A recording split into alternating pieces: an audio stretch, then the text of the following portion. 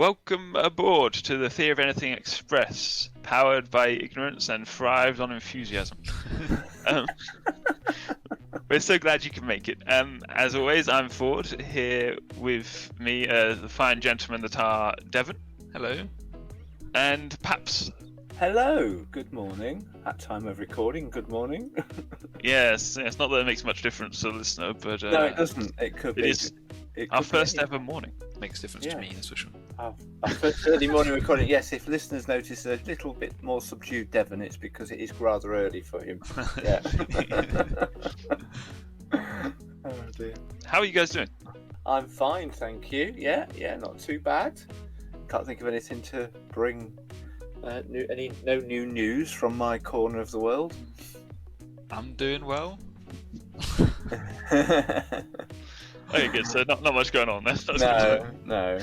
Do we have any catch-ups from last episode or previous episodes? Funny you should say, Ford. Oh, That's almost like you knew. Yeah. We got an email in from Judy/Mumsy, or Mum. And she came up with a suggestion for us, and we always like some suggestions, for sure. Please do. She says, "Hi everyone, I know you've got lots of ideas of things to talk about and homework to do, but I have just watched a film that I think would be a great topic of discussion. It's called Cafe, made in 2011. She says it follows different characters throughout 1 week, and it's on Prime Video at the moment if you're interested at all." Okay. That's actually quite interesting. I've not heard of it. Yeah. I believe we've all got Prime Video, I think. So I Yes. believe so. Yeah. Okay. We'll see when we can slot that one in, or we could even do it as a side thing. You know, if we don't have a chance to fit it into a homework pattern. Sounds good. There's no real giveaway as to what that's about or anything, is there? Not really. No. Could be anything. Yeah. I assume there's a cafe. That would be a bit disappointing if there wasn't. But It's impressed your mum to one degree, you know, to some level, so she wants to suggest it. Yeah. Very good. I wanted to bring something in our last episode. We were talking about gender swapping James Bond, and yes. perhaps you said it would be okay if they brought in a female agent who was 008. Yes. Somebody told you that they already did it. Well, no, they haven't done that, but there is already a 008 in the sphere of the world. There is. Yeah, I think there is actually a 00 every number up to, I don't know what the highest number that's ever been referenced, but okay. Yeah, but usually they die. Yeah. Oh, I suppose they could be replaced, couldn't they? Yeah, that makes sense. I don't know if 008 turned rogue in the past. Oh yes, he's Sean Bean in Goldeneye. Yes, and on that great big satellite dish. Did he die on that satellite dish? He actually survives the fall off the satellite dish, and then the satellite dish lands on him just to finish him off. Right, yeah. Pretty brutal, if you ask me. Well remembered. Was that in Goldeneye? Yes. Gosh, wow. Yeah, okay. Well, that means there's a gap then for another 008, isn't it? Yeah. It does, yeah. So I didn't need to mention it really, but let's make the new 008 female. Yeah, and start a whole new film franchise around her. Yeah. Is that? Yeah, that's all I got to say. Okay, we've also had one correction. I'm not sure who this came from. Anybody else might be able to tell us. That when we were discussing Armageddon's, wasn't it? Yeah. So it's 2 episodes ago? Yeah, episode 17. And I think we were discussing I Am Legend and suggesting that they were zombies in the I Am Legend film, I think we were referring to. But actually in the books, or the book of I Am Legend, they were actually vampires, not zombies. So there is a slight discrete difference there. But what I think it's left a little bit unclear in the film. I don't know if it actually gets referenced, whether they're zombies, vampires, or infected people. I don't know. I know they don't like the light, so that would suggest that there's vampires, doesn't it? Oh yeah, that's true. Yeah, they stay out in he can wander the city however he wants in the daytime, can't he? I don't think they actually hold much resemblance to vampires, though. No. Not in appearance, for sure. They're like zombie vampires, probably. Vampires usually don't lose cognition when they get infected. No, they're quite clever. Yeah. And zombies do. Do you remember the Omega Man film? Yes. Yes, that's what it's based on. Yes. Yeah. Well, there were a lot more vampire looking in that. They were white skinned. They were normal people faces. weird hair, but they were droopy then, weren't they? I'd like to see that Not again. really. Is it Charlton Heston in that? I think. ooh, probably. I Yeah, don't know. I think so. I've got it. I'm sit next to my DVD shelf and I can't see it without looking. The alternative ending in I Am Legend, I actually prefer. I don't know if you've seen it. Because at the end of I Am Legend, he ends up blowing himself up. He locks the lady and the child in a safe, blows himself and a lot of the vampires up. And then she takes the cure to this haven or whatever. Commune, yeah. But the alternative ending is much better, I think. Okay. He survives and stuff. It's great. All right. Happy ending. If you remember in the Omega Man, he still dies, but he jumps into the fountain with like the vial of blood or his blood or something. You guys, you've done your homework on this. Is this just knowledge that you've got? Yeah, this is just I've watched Mega Man once, and this is still in my head. And then all the zombies like drink his blood or the vial of blood from the fountain, and then the cure spreads that way. That's clever. Yeah. Oh, the cure spreads throughout the population of bad guys. Via his death. Yeah. Oh, wow, what See a that? sacrifice. Oh, that's a good way to die, you know. There's a bit of a spiritual context to that then, isn't it? That his blood provides a way out. It heals the world. You saying Charlton Heston is Jesus? It's Jesus, yeah. Wow. And the word Omega is the last man, isn't it? Yeah. Omega Man. Yeah, last man. Alpha and Omega. Yeah. The beginning and the end. Ooh. Yeah. Amazing. Wow. I've never noticed that before. I noticed the name, but I didn't twig about him sacrificing himself would be the salvation of the world. Yeah. You never miss an opportunity to make it spiritual, do you? Through his blood, yeah. Have we got a chapter and verse for Charlton Heston's sacrifice? Yeah. I like it. It's great. Well, if it's there, it's worth mentioning. Yeah. Anyway, let's move on, shall we? Thank you, guys. Indeed, on to the first segment of the show. Paps segment. Subject. You two are the gamers in this team that we have here.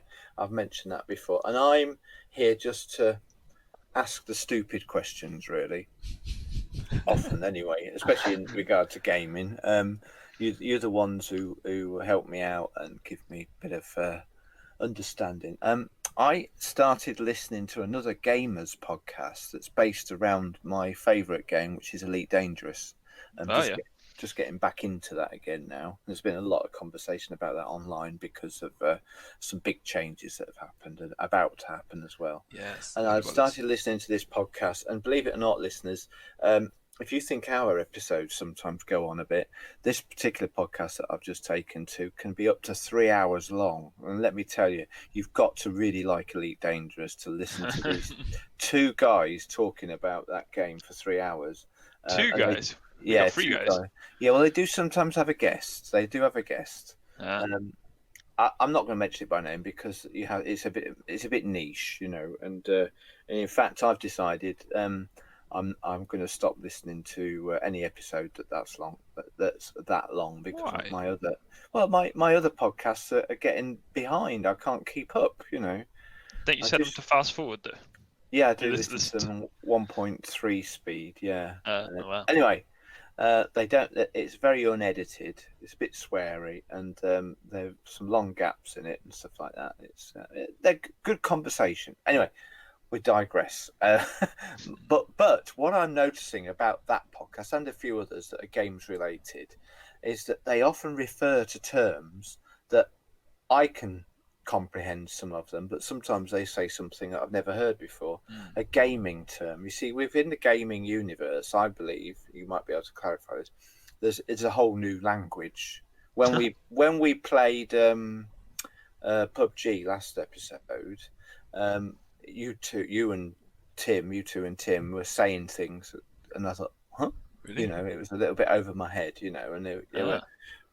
You use terms to describe, especially in first-person shooters, strategies or, you know. So I've gone online and looked up a glossary of video game terms that I... Okay, now there are pages and pages and pages, and I've scanned through and just pulled out a few that I think would be interesting for us to bring to other listeners like me who are either casual or non-gamers at all, just to help us, give us a little bit of a lean-in and an understanding. So I have a short list that I think you two have both got eyes on, but I have some the list in front of me as well with the actual official Wikipedia explanation for these terms. So there's too many for us to go through them all, even on the short list. So I'm going to just say a few. Okay. Yeah. Yeah. And then I want you. I'm not talking through this. I'm just pulling them out. Let me get to the top one. Right. Okay. First one then, as it's in alphabetical order, is AAA. It's AAA. Yeah. What's that refer to? I'll let Ford answer if he knows, then I'll jump in. This is Alternative Alcoholics Anonymous. It's a very well-known gaming. Yes, it's a group of gamers that try and solve their issues via shooting people. Do they? Yeah. Overcome their challenges. Okay, Yeah. Devon, what do you think it's got? That's a very good answer.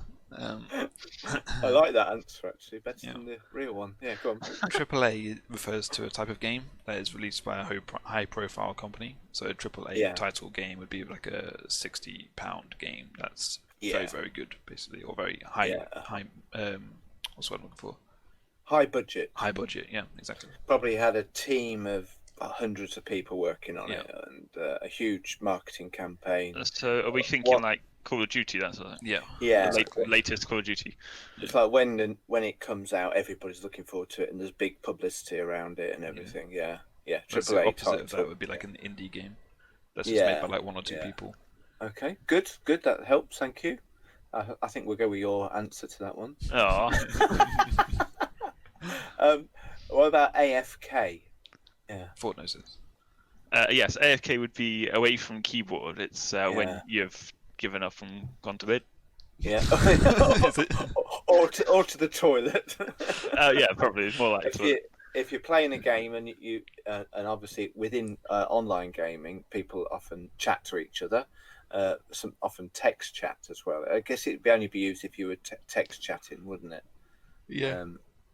And so you type AFK to let the other players know that you're not in game at that particular time. Yeah, is that correct? Yep. So they don't get angry and start shouting at you. Yeah, because you're not doing what they're asking you to do. Yeah. Okay, we'll skip a few. What about AR? Ford? Not sure. I've got no jokes for AR, I'm afraid. So, you don't know. Got nothing. The only AR that I would think about in a game isn't solely related to games. It's assault rifle. Okay, yeah, it could be. But would you use the term AR in a game? Yeah. Okay. Well, I think it was referring to augmented reality in our list. Yeah. So is augmented reality really game? I know. Well, like that Pokemon game was an AR game, wasn't it? Where you went around with your mobile and saw imposed graphics over a real landscape. You point your camera at something, and then in front, on top of what you see through your phone camera, is a animation of some sort. So I think AR gaming is like a crossover between. Well, I don't know. It has some aspects of normal gaming, but also no, it's got no similarities between VR, has it? Really, VR is something very different. Anyway, okay. That's a bit confusing because it could be alternative. What would you call it? Augmented, but it could be actual reality. You know. Yeah. So they're very different. Or alternative reality. Yeah. Very good. Let me just go to, because I don't want to spend too long on this. What about a buff/nerf? Is that something that you've? Most gamers would call me a buff, and Devon a nerf. I think most gamers would say you need to buff Ford and nerf Devon. Follow me on Instagram. Buff and nerf, yeah. Comedy duo, yeah. No, I believe it's when the game. How would you call it? Game producers? Yeah. The game producers developers, yeah, are increasing the effectiveness of a weapon or something. They buff it up or nerf it down. Okay. Make it more or less good. Okay. Is that Devon correct? probably. Yeah, Yeah, that's correct. Yeah. Obviously, it doesn't have to be just for a particular weapon. It could be for a different type of strategy that you use. So one small change to a very tiny thing in the game could buff an entire strategy, making it more effective, or nerf it. Or, Okay. making it more Good. effective. Very good. Would anybody else like to choose a few? I haven't got my eye on the clock, so I don't know how we're doing for time. You've got the list in front of you. Is there anything there that jumps out at you? There's one near the bottom that I definitely wanted to talk to you because that's what started it. Actually, let's do that one now, and then we'll come back to some of the others. It's down in the G's. The word gank or ganker. Yeah. Yeah. I'm being very careful about that because yeah. But yeah, that was the word that I had to look up. Really? And also, we could talk about griefer as well. And I wondered if you wanted to try and explain to us the difference between a ganker and a griefer. Well, I think a ganker is when you've been playing games too long and your arm's falling off and you have to go to the hospital. That's gangrene forward. Gangrene. And a griefer is what they call you when you go into hospital because you're just causing a lot of faff. Yeah, causing a lot of grief. Somebody who's in hospital with their arm fell off, but shouting out for the nurse a lot. Yeah, and then everyone's just thinking, no, what's this griefer? Nurse, I want to play a video game. You can't. You've got no arms. I don't actually know. You might have noticed. Come on, Devon. Be our voice of reason. I'm surprised Ford doesn't know about ganking because he has played League of Legends before. Ganking is when you basically get someone like a teammate comes in from like behind the enemy or kind of cuts off the path of the enemy to attack from a different side. Obviously, you can use it in Elite Dangerous as well, I think. Yeah. Of where you'd have two people and one person kind of just goes round to try and cut off or surround an enemy. No, you're right. I do know that. Yeah, I forgot. Yeah. Okay, so the Wikipedia explanation is this: to use an element of surprise to flank an attack on an enemy. More common in multiplayer games where ganking usually indicates an unwelcome attack or an unwilling or unsuspecting participant. So that would agree with your explanation. What about griefing? Because that's another. Yeah. Gankers and griefers. Yeah, it kind of falls in line with trolling as well. Griefing is. I haven't got down to the T's yet. Yeah. Griefing is just being a nasty person, basically, just trying to make someone frustrated in the video game. But does that count? Does that count if you're doing it to your enemy? Yeah. Or how is that different? Oh, okay, fair enough. Yeah, but usually, if you're griefing or trolling to the enemy, then you're not actually becoming better. So you sacrifice your ability to win just to try and grief them or troll them, and obviously depending on what type of game it is, it's not always worth it. Right. Yeah, I think one of the key lines in the Wikipedia explanation is a player who deliberately irritates and harasses other players within the game.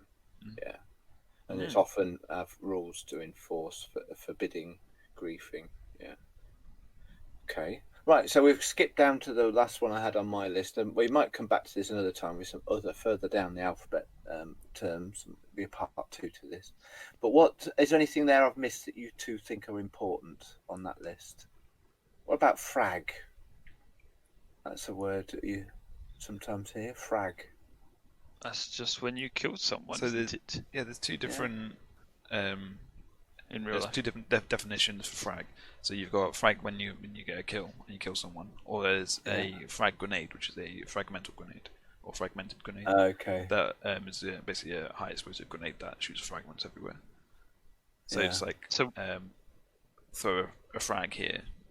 It's not very common in the games I play, but it is actually in some games as well. Okay. It's to throw a grenade there. Yeah.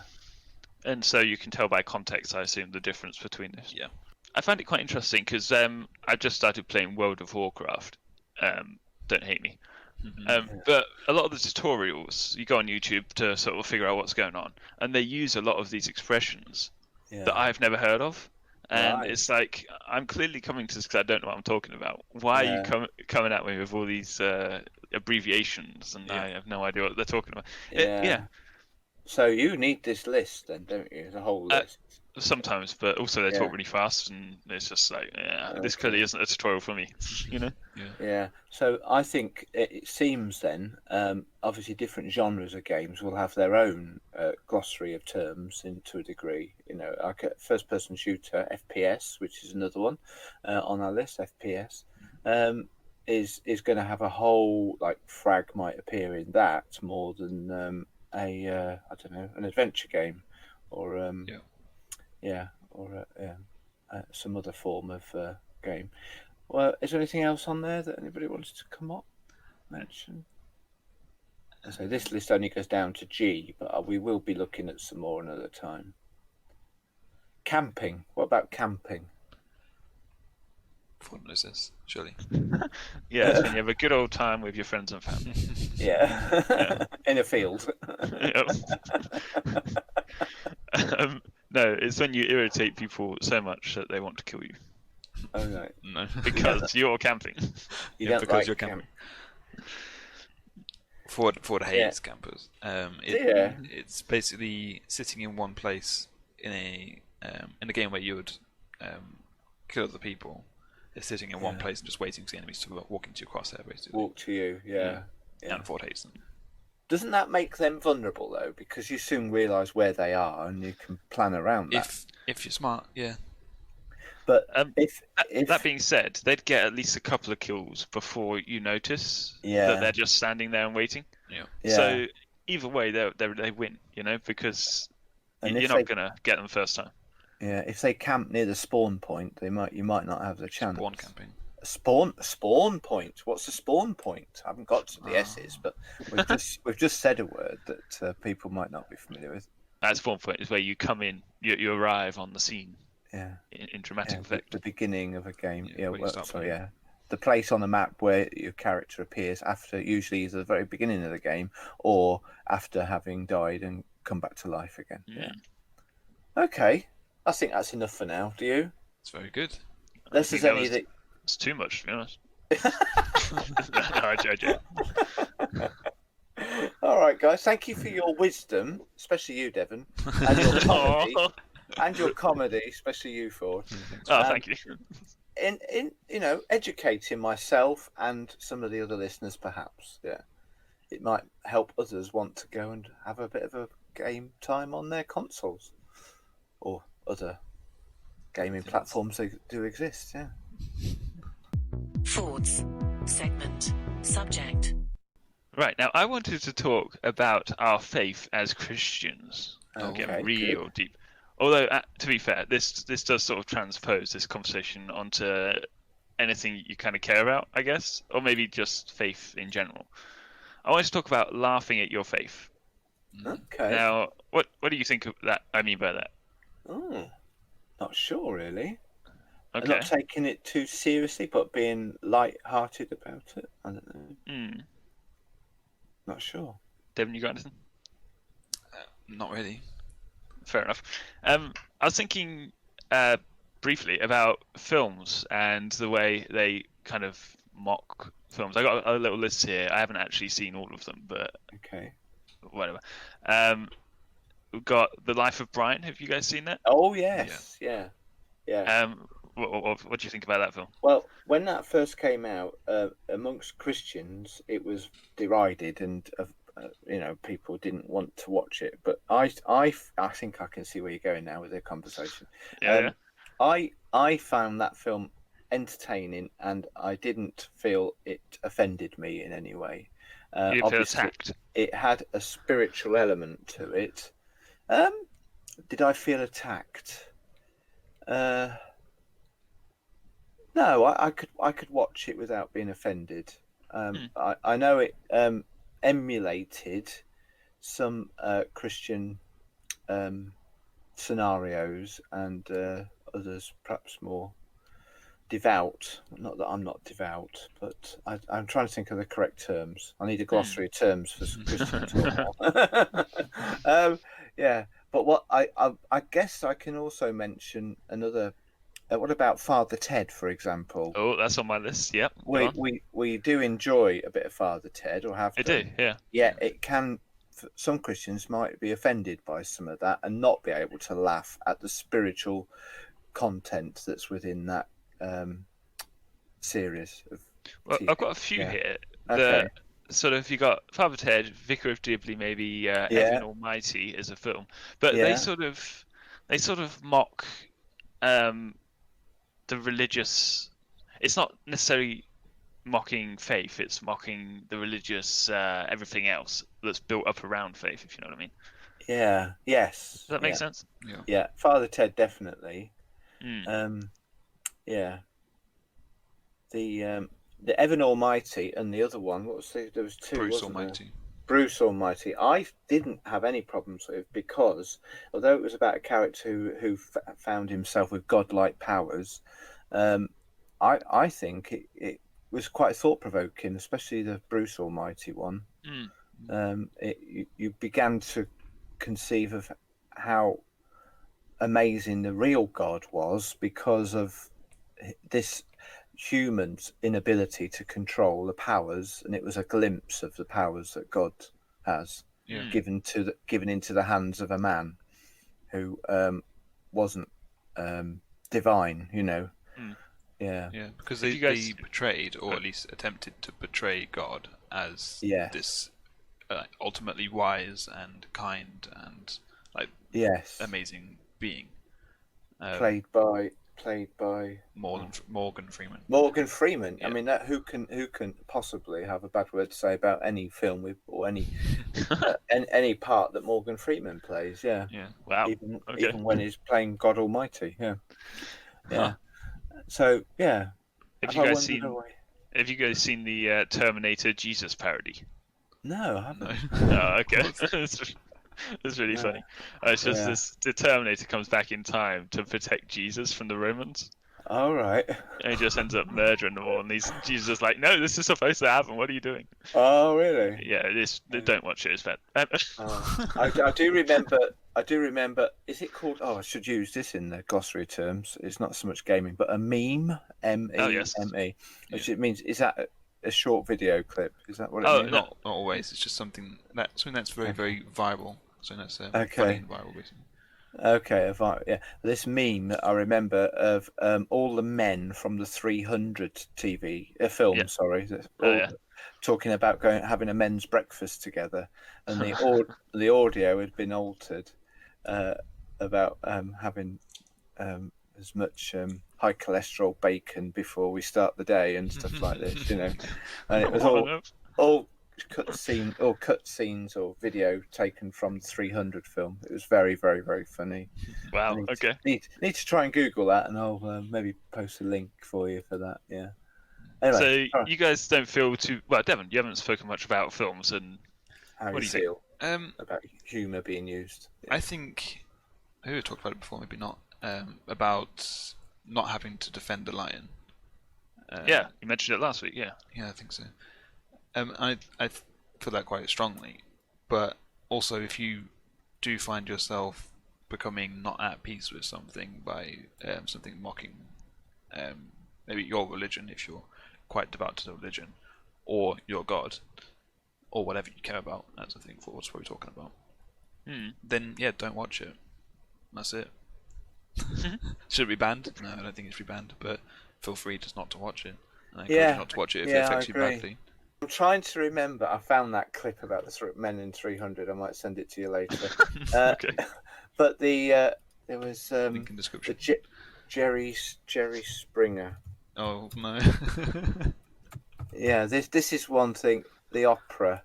This is one thing that did upset me a bit. Right now, one thing that I am quite easy to, like Devon's just said, but there is one thing, the Jerry Springer opera, which had a musical containing irreverent treatment of Christian themes. So I guess there's one thing about being offensive for the sake of trying to pull down and decry.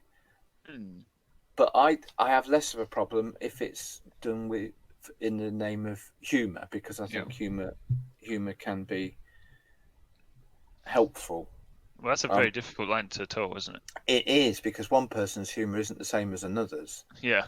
There might be some people. I never saw the Jerry Springer opera. This is just one that came to mind because of something I heard talks about it the other day. But I know at the time, I'm trying to think. It came out in 2003, so it's a while ago now.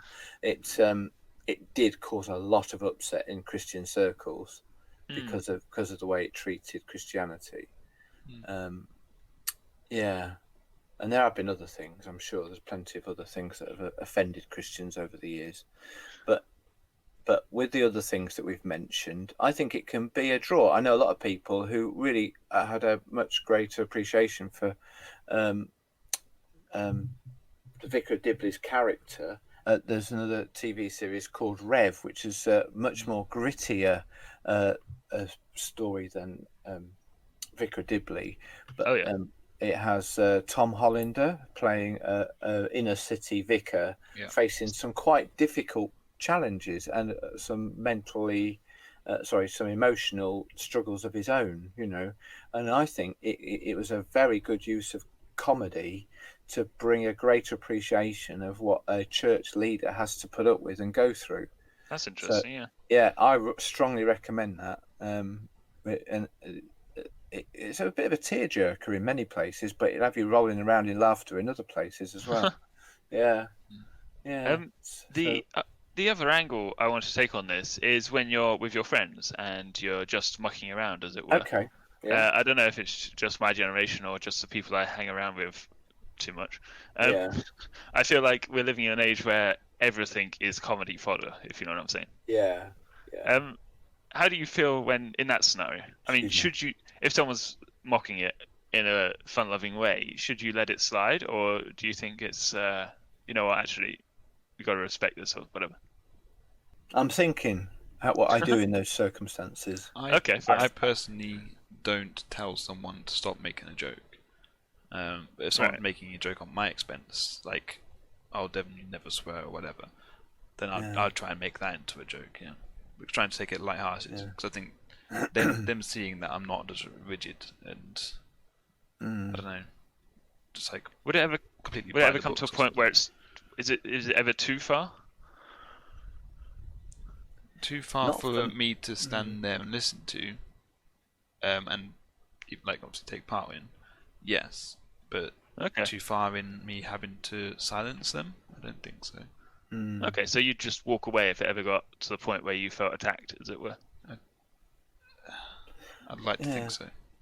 I don't know that I've ever been in a position like that, because the people I tend to associate with, and others as well. I mean, I've been in several regularly.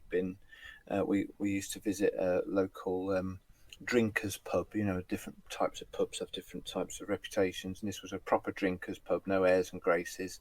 And I went in there with our curate many times. We used to do it once a week to go and meet with the guys that were down there, and there was a level of respect there. There was the odd joke made against us and the church and Christianity, but I think if we'd have taken the high ground in that, we'd have immediately distanced ourselves from them.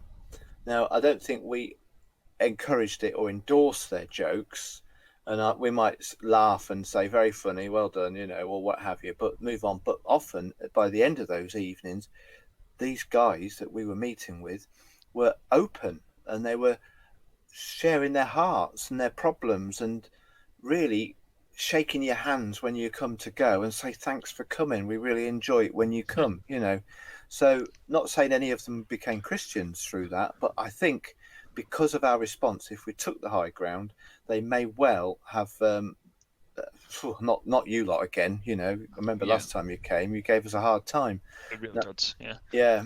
I don't remember any time, and I think there was a level of respect that grew between us and them that wouldn't have grown if we'd taken a different approach. But also within groups of friends and family, we have friends and family who are not Christians. They already know where the line is, and they don't wander beyond that. We can have conversations about my faith and your faith in family get-togethers without it becoming a any awkwardness about it, or judgment, or judgment. Yeah, Either way. yeah. That's just the way I see it. Anyway, I think I have to judge every. I don't think I've ever had to walk away from a situation. I've never had to go, now hang on a minute, I won't have that. That kind of response. Oh, that's fair enough. There might be other ways you can handle those situations. Never sense the need to take the aggressive high ground. Yeah. Yeah, I think people generally are quite respectful, aren't they? Yeah. I mean, not that they won't joke, but they kind of feel like they know where the line is. People have really serious and important questions to ask, and I think they need to see that we're approachable enough to ask those questions. Because if we're judgmental, they're just not going to bother to want to know our thoughts. Yeah. Thank you. Okay, I know you said your heading was laughing. What was it? Laughing. Laughing at your faith. Yeah. Laughing at your face. I think humour is a very valuable a way to open doors. When preachers start their preaching, often they try and use humour to settle things, don't they? If you're sat in a church service, when the preacher begins with something humorous, everybody begins to relax a bit, Yeah. And if you were a non-Christian in that environment, or a new Christian, you would be more open then. Important. Humor is valuable, I think, as long as it's not going too far. And some of those other examples we've used, I don't think, for me, go too far. But everybody's got a different level of where the boundary is, haven't they? Yeah. We'll wrap it up there then. Excellent. That's good thought, good conversation. Thank you, Ford. Yeah. Are you saying that because you did most of the talking? I did at the end, didn't I? Sorry. Yeah. No, it's cool. I'll keep quiet during Devon's segment then. No, please don't. I'll try and limit my my input. Sorry. Depends if Ford's got one to stay or not. No, it's doubtful. All right, on with the show. Devon's segment. Subject. So I wanted to talk to you guys about some films and some good. books, or maybe good. a mixture of the two. Yeah. I want to talk to you about adaptations, whether it be from. I'm primarily going from book to film adaptations because that's probably where we're at most. But obviously you've got different adaptations as well, like with games or whatever it is. So before I moved on, what goes into your head when I say adaptations? Hunger Games. Yeah. Okay. That's it. What was a series of books, then became a series of films. Did you? Yeah. What did you think of that? That particular one. I've never read the books. I know you were keen on the books, weren't you, Devon? I don't know if did Ford read them as well. I did not, unfortunately, no. Yeah, Devon's a big reader of those Hunger Game books, I remember. I hear the film's pretty good, and the books are better than the film. That's what I hear. That's what I was going to say. I often hear that. What's the best way round to go about them? Is it best to read the book first or watch the film first? I think because they obviously can't capture everything that's in the book in a film version. Maybe you could in a TV series, but it's much harder to get the same level of depth, isn't it, in a film? It's interesting you say that, because I read the book, or listened to the book of Ready Player One before the film came out. Yeah. And then when I went to watch the film, I was just very disappointed. Really? Were you? Throughout the whole film. The book is so good. Yeah. And in comparison, it's just like... welcome to my world, Ward. Yeah, I think actually what you really want to do is watch the film first and then go to the book. I agree, yeah. No. If you have a choice. That ruins the book experience. So, but you're always going to be disappointed by the film. I think that tends to be the pattern. The film is never as good as the book. Yeah, but the level of enjoyment goes up anyway because the book experience is so good. Because it's really hard to read a book if you already know the story. I think what you should do is wait for the film to come out on DVD and read the book and watch the film at the same time and keep pause the film. Yeah. Then you can enjoy both the same. Oh, amazing. Yeah, that's the only way, I think. Only way to be sure. Yeah, it might be right. Yeah. It's interesting. I was thinking about Douglas Adams, obviously the creator of Hitchhiker's Guide to the Galaxy. Yeah. Now, when he changed mediums, shall we say, when he turned from a book into a radio series, and then from a radio series into a TV series, and then into a film, he was present during the shooting of the film or whatever. Yeah. He died before the film was finished. Before it finished, he had a say in how it was going to. I think he may have had a say in the script. Oh, he had an input in it. Yeah. Yeah. Each time he deliberately made them different. Okay. Yes. He was very happy to explore different ways of telling his story. The same story, which I found very interesting. Rather than trying to replicate it, Exactly. If you were an author, you'd think, "This is my baby. I want it to be represented exactly as I've before. Let's do it again." But he really leaned into that. Sorry, I can't say words. He really leaned into that. There you go. Yeah. No, I like that. It's a very good point. I think you make a very valid point there. I was going to bring up Hitchhikers, because obviously, as you say, they've made those so many different mediums, but also because of how bad the film was. It's regarded as a very bad adaptation. Okay. If you compare the book to the film, the quality decrease is exponential, I'd say. There are scenes within the film that are not in the book. Oh yes, very much so. Or any other of the mediums. Yeah, definitely. And there's films in the book that's not in the movie. Yeah. But you get that a with lot more. Yeah. They have to cut a lot out of the books, don't they? Usually. Yeah. Or you turn something into a 3-movie trilogy, like The Hobbit, which was bad again. But no one liked The Hobbit, did they? Exactly. Yeah. Which is weird because they really, really like Lord of the Rings adaptation. Okay. The thing is, the Lord of the Rings films, there was 3 of them, and there was 3 books, and I think they translated that pretty accurately. I think without all the long poems or whatever. But when it came to the Hobbit film, there's only 1 book, and they turned it into 3 films. I think everyone came to it thinking, right, they're just milking this, aren't they? Do you reckon? I think there was already a problem before they even sat down.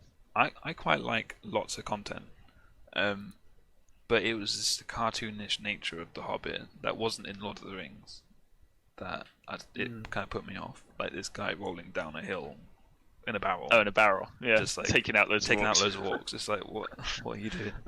Was that not in any of the books or anything? It probably wasn't in the book, to be honest, but nothing like that happened in Lord of the Rings.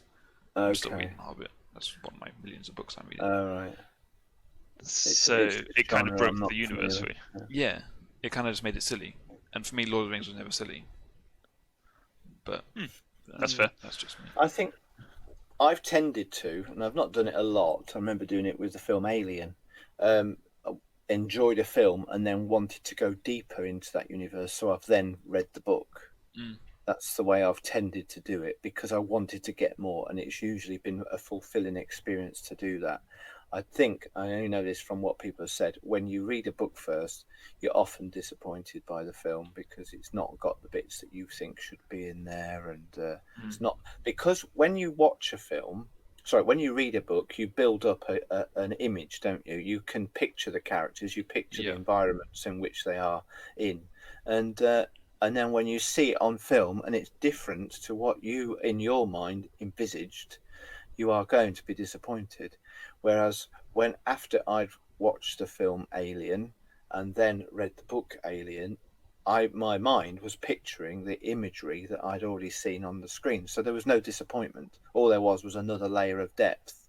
I knew how the story was going to unfold. So yes, the surprise had gone, but I had that surprise experience from watching the film. So where the surprise came from reading the books was that, this bit wasn't in the film. What's going to happen here? There were clips and elements within the whole story that were deeper and even scenes that, like we said, that you don't get in the film that you do get in the book. So that's for me. And I did say I wasn't going to say much in this segment.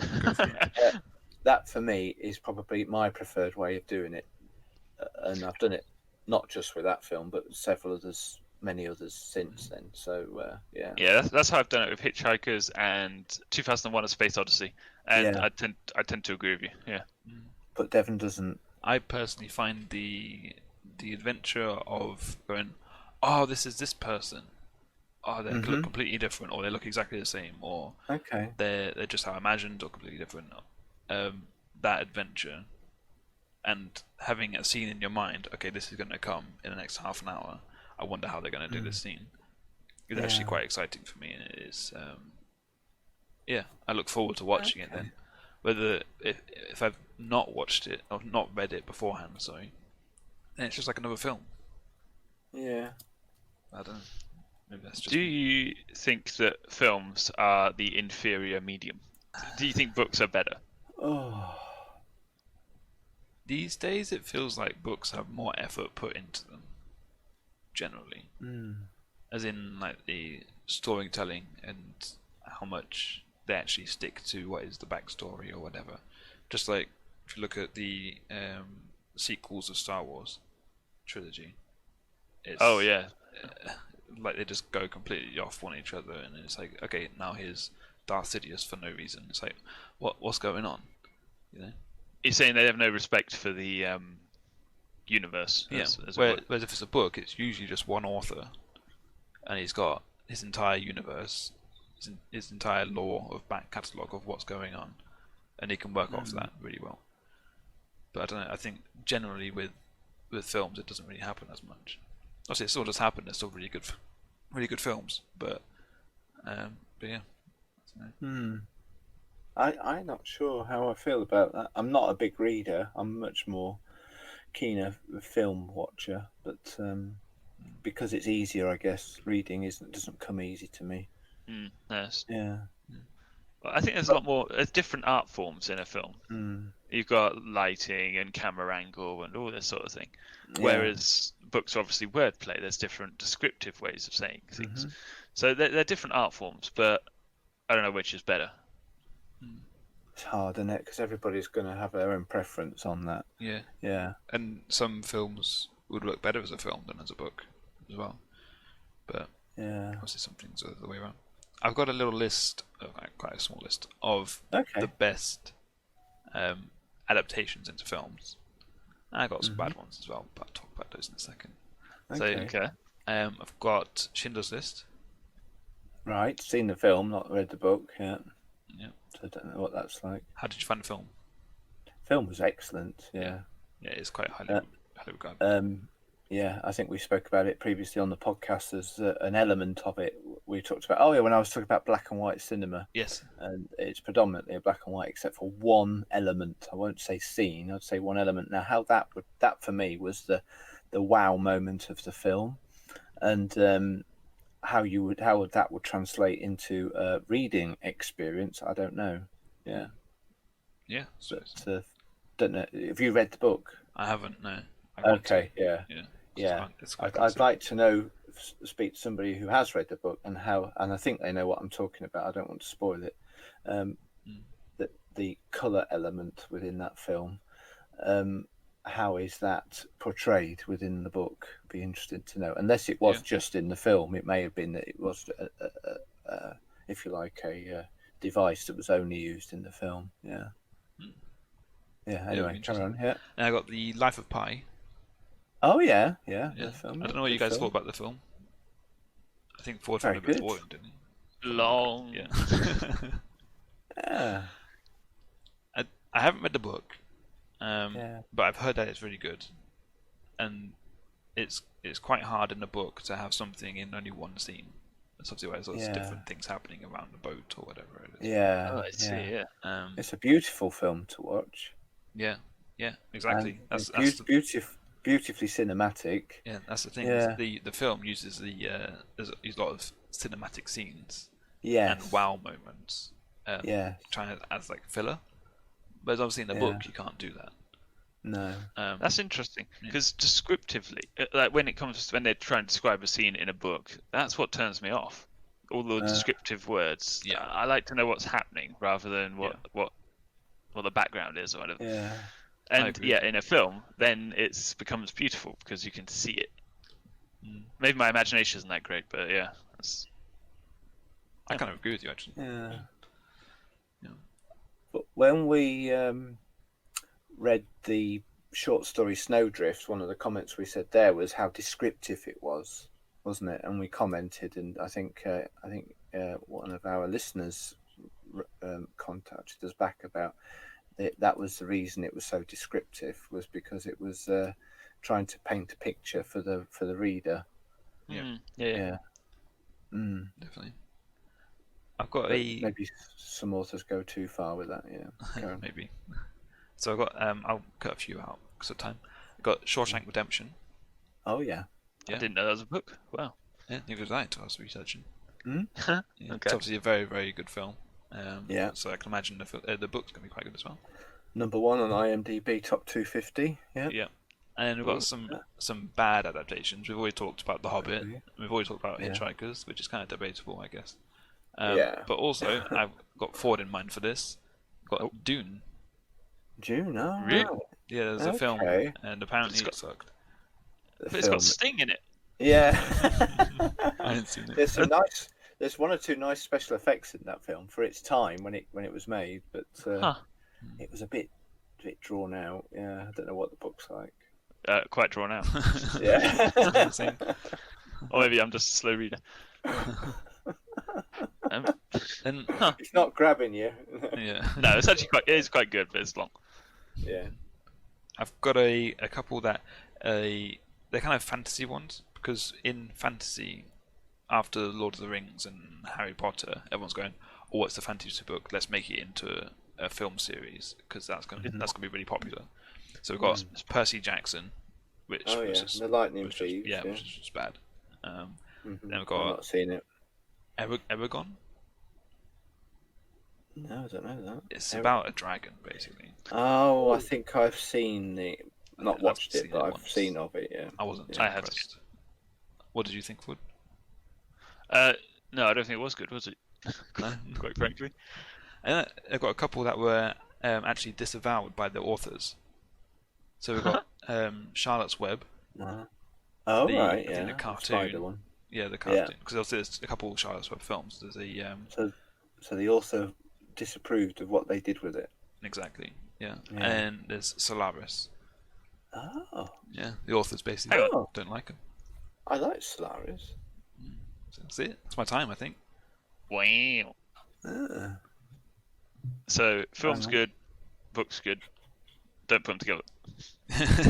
Yeah. Unless it's Lord of the Rings or Short. Yes. Yeah. I think that's the thing, because also Lord of the Rings, I've obviously watched those many a time, but then when I come to read the book, all the long, boring bits, they sort of fade into the back. Yeah, they're not in the films, but they become acceptable because I understand where we're going. Yeah. I feel like if I was reading this book for the first time, it would be like, why? You know what I mean? Yeah. Yeah. I suppose you're right. Yeah. Hmm. Very interesting. Interesting. It's a good conversation. Yeah. Thank you for bringing it to us. No, thank you. Yeah, I like the challenge it poses for us. Yeah. Excellent. Thank you very much. And now it's time for Random Chatting. This is the Random Chat. Last week we set the homework to be reading the Pilgrims Progress book by June Bunyan. Yeah. June, yeah. June Bunyan. And we said that we'd see as far as we can get. We've actually decided just to read the first chapter / stage. Is that right? Yeah. Mm-hmm. Who wants to give us a bit about Devon, what it's about? Devon, yeah. Okay. So far. He's better placed, I think, to do that, yeah. Am I? Oh, gosh. Yeah. The Pilgrim's Progress is a book. It takes place in the dream of the narrator, John Bunyan, about a man who is called Christian, and he wants to lighten his burden. And in the book, it's pictured as a big backpack thing on his back, and he's always bending down because he's got this huge burden he's trying to get rid of. He comes across many different people on his travels, and he ultimately has the goal of walking through the narrow gate to have his burden lightened. There's a lot of obviously references to biblical structure as he comes around the evangelist, and of course the protagonist is called Christian, And there's lots of verses embedded into the literature as you go through as well. So it's kind of like using the Bible and verses in the Bible as reference to what it's saying. So like in academia, you can't just say something. You've got to say something and reference where you got that from. So it kind of does that and reminds me of that in this, which I thought was quite cool. Yeah. Very good. Yeah, all the people we encounter are sort of personifications of like different worldviews, aren't they, and stuff like that. Yeah. Philosophies. Yeah, and challenges, temptations, and things like that. Yeah, and helps really well. Yeah. Obviously, it's quite old style language used. When you're reading it, you have to get your head in that mode, I think, to appreciate it. So I didn't find it too bad. It wasn't as bad. Well, when was it written? 1678. Oh no. Yeah. Oh, I went far too over that. So that's quite a while. Many years ago, hundreds of years ago. Yeah. So this is quite a dense book, isn't it? Mm-hmm. like we've read the first chapter and we've already got quite a bit to say. I think. Well, I don't know. I have. What do you guys think? Go for it. Yeah. Yeah. It's really good. There's a lot to talk about. There's a lot of deep meaning in a lot of what it says, and even just as you say, even just the first chapter, there's a lot to go through. So in the first chapter, we set off with Christian, our main character. He's tormented by this weight, and he wants to get. Oh, he runs into an evangelist, and this evangelist comes to him and says, "Dude, your city's gonna burn or whatever. Get out of here." And so he does, much to the chagrin of his family and all the people in his town. A town's called Destruction. Aptly named. Yeah, everything's aptly named. Who's gonna go? Oh, let's settle down in this nice town called Destruction. And then he gets stuck in this mire of I forget what it's called, despondency. Someone comes with him as well. What did you think of what was his name? Is it Pliable? Yeah, Pliable. Yeah. I think he was alright. I think he was a bit pliable, and he just went with the flow a bit. I was surprised that he didn't get dissuaded by obstinance as well. Yeah. Well, the thing is, Christian appealed to him and said, "Look, we're going to this great place where there's great things going on." And throughout the journey, he's like, Pliable's like, "Tell me more about this great place." And he's like, "Yeah, it's great." He doesn't. I don't think Pliable had the burden. That's the point he was trying to make. The burden's the thing that's driving Christian. Yes. Pliable's just along for the ride, if you know what I'm saying. Yeah, doesn't have the same motivation. Yeah. Then as soon as he comes into the, what was it? Oh, I just said it a minute ago. The swamp of despondency. That's it. Despondency, yeah. The slough of despondent. That's it. Is it? Yeah. Pliable leaves Christian at the slough of despond. Yes, despond. Yeah. As soon as he comes across a problem, then he's like, "Well, it's not worth it, is it?" Because he's not in it for anything more than just the goods he doesn't get out of it. To push through. Yeah. Whereas Christian can't just go home, No. Because he's still got this problem. Yes. What do you think the burden is? I have a theory, but because this is basically a mass-off parable, isn't it? It's all metaphors. Yes. I would think it's just sin. Is it sin? Okay. But what type of sin? I don't know. See, I was under the impression it was guilt or something like that, because I have a feeling, I have read this book before, and I have a feeling at some point he gets rid of the burden long before the end, and if it was sin, then he would be guilt-free. Sorry, not guilt-free, sin-free. He would be perfect already. I think it's supposed to be at the end he becomes... Okay, maybe I'm wrong then. Yeah. Spoilers. We're spoiling it for us all day. Oh, sorry, I mean, what? Who knows? Yeah. No, I don't know then. Hopefully that will be uncovered and revealed to us at some point. Yeah, I think... Also, Pliable doesn't actually read the book, does he? So he doesn't have or he didn't hear from the evangelist about how the town destruction is gonna be destroyed. Yeah. I guess. So he's not got that fear or the guilt. Mm. You know. Yeah. So no motivation. Yeah. And when you aren't motivated, this is the lesson. Each of these characters kind of have something to teach us, don't they, as a reader? Yeah. Pliable is easy come, easy go. Ben's and he's pliable. Yeah, like it's not rigid and set. He's bends, with the wind almost, and whatever wind takes him, he goes that way. So for a while, he sticks with Christian. But as soon as it gets tricky, off he goes. There's an interesting quote that says, it goes something like this: modern evangelism is too often willing to rush people to the cross without giving people the why they need it. So it's like this pliable guy, he had no why. It was just the I want it. So I didn't know if this was like a metaphor for evangelists that go around saying, hey, God can forgive your sins. That's it. No more to it, Yeah. True. I don't know what you thought about that. Just surface only, no depth. Yeah. Yeah. Is that what you mean? Yeah, I guess so. Okay.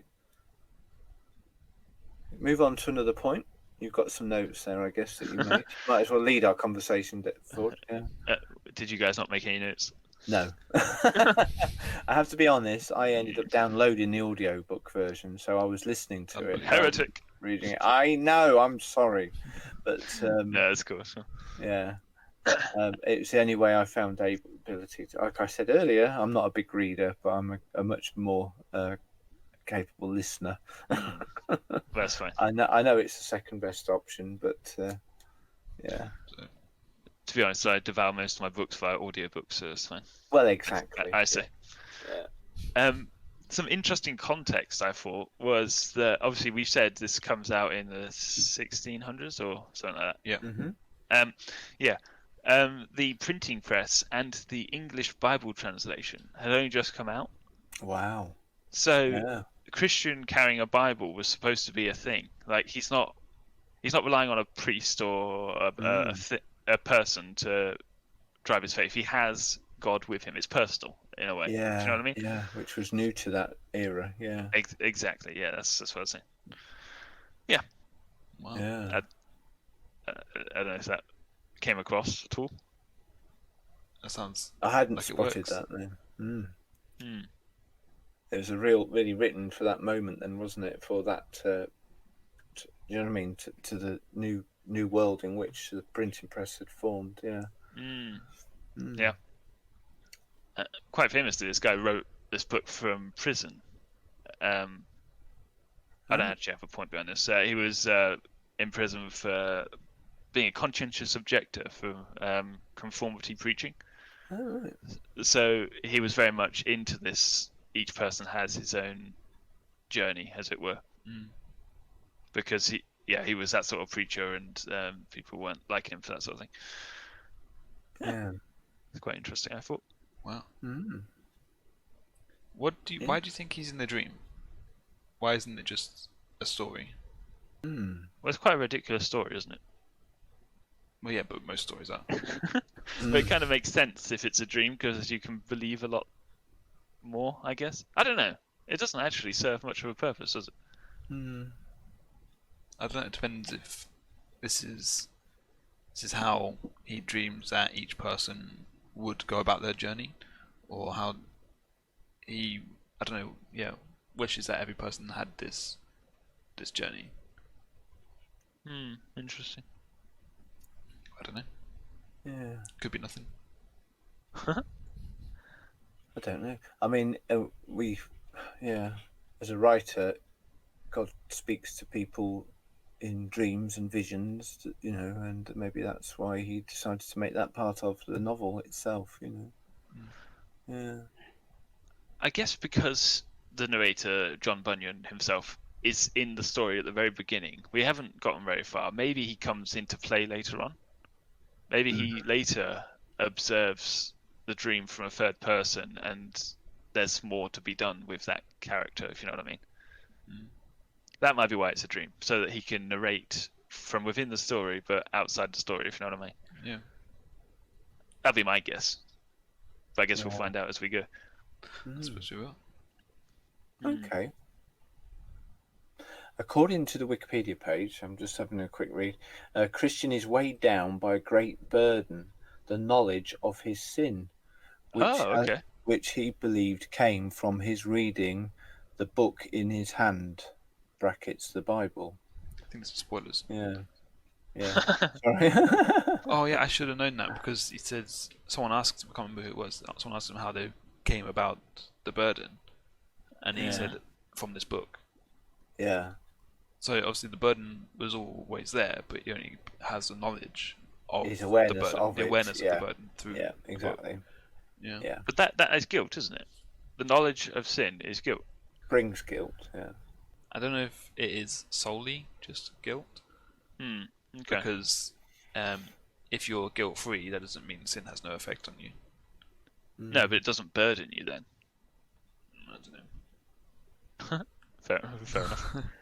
It's an interesting concept because, like you say, we can carry things without realising until we know they're there, and then we become aware of them. Yeah. Yeah.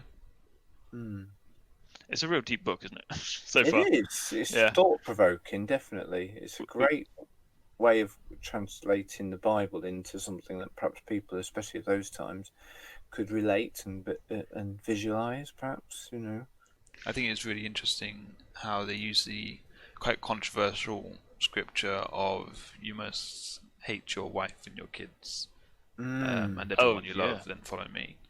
He uses that to say it's not actually hating that person, but he says that through this burden he no longer has enjoyment in being with them, so I must give him my burden.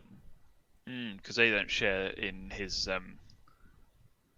whatever the burden is. Yeah. That's a tricky bit, isn't it, to get your head around? But in comparison to God, our earthly desires should be put in perspective. I mean, this is all metaphor, isn't it? It's not like he's actually going on a journey. If this was applied to a real Christian, it's not about actually going on a journey and leaving your wife and kids. Yeah, it's a metaphorical journey, isn't it? Yeah. We call it the Christian walk, don't we? But we're not actually walking. It's about where your attention is. And much in the Bible is metaphor, isn't it? People talk about what's metaphor and what you can take literally, but often stories are given to us in the Bible which are metaphorical rather than literal, but they have a message to tell us through that. Yeah. It's controversial, though. I know, because I've heard people say that about some scriptures. I think, no, I want that to be literal scripture. I'm taking it literally, and other people take it metaphorically. But does it lessen it by being metaphorical? We're talking about scriptures now, not necessarily Pilgrim's Progress. Doesn't lessen it, surely. I think if it does, then you're not looking at the meaning behind it and the lesson that you're supposed to take from it, because that's the part that matters. If it has to have happened for it to have meaning, or for it not to be lessened. Well, the parables, didn't literally happen, did they? But their story and their meaning is still very powerful and relevant and true. It's a man trying to convey his idea, using a story to explain the truth. Yeah. Which is what this is. It's like a sequence of parables, isn't it? A series of parables, I guess, in the same way that Jesus used parables to tell stories. Yeah. How are you liking it so far? Oh, I like it. I'm enjoying it a lot. Oh, good. I don't know if anyone else I find it work because it's effort to try and figure out what he's trying to say. But I like it because I do like that kind of theological tinge to Christianity. Wow. I don't know if I'm more of I don't know if you call it a logical Christian or a feelings Christian. I don't know if that's the thing. I'd say I'm more on the logical spectrum. If you know what I'm saying. Yeah. So I do like it, but it is effort, I'm surprised it's effort for you, because for me it's a lot easier to read than Snowdrift. Wow. Okay. A lot easier to read. Really? Yeah. Okay. I can skim this and understand what's going on, With Snowdrift, I had to pay attention to every word and be like, okay, what does that mean? I have no idea. Yeah. I think it's because I'm trying to look for the deeper meaning. That what's John Bunyan trying to say, And my brain doesn't quite work that way very often. Okay, well, we're going to continue with this, aren't we? Got more to delve into. So it's been a good start. Thank you. Stage 1 complete. There's 10, is there? 9? I don't know. Stages? Let me look. Guess we'll find out. In part 1, there is 10 stages and conclusion. And then there's part 2 that has 8 stages with 1 introduction and 1 the Holy War, whatever that means. There's a long list of actual characters within first part. Yeah, I assume part 1 is one story, and then part 2 is another story, but we'll have to see how it goes. Oh my.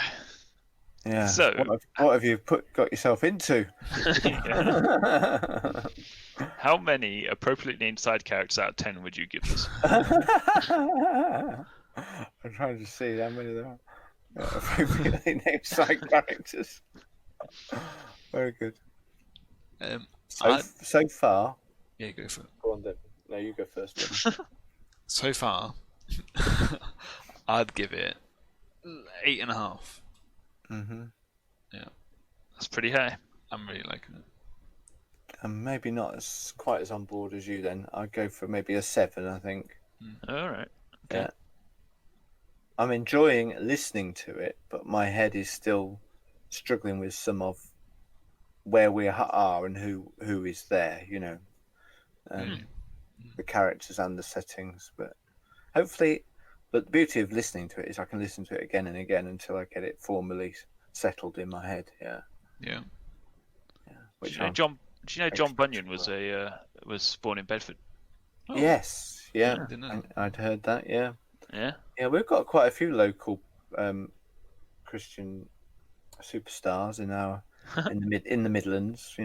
Around the area of the Midlands. I think he died in Bedford as well, but his grave's in London. What's that about, eh? Classic. Yeah, those Londons.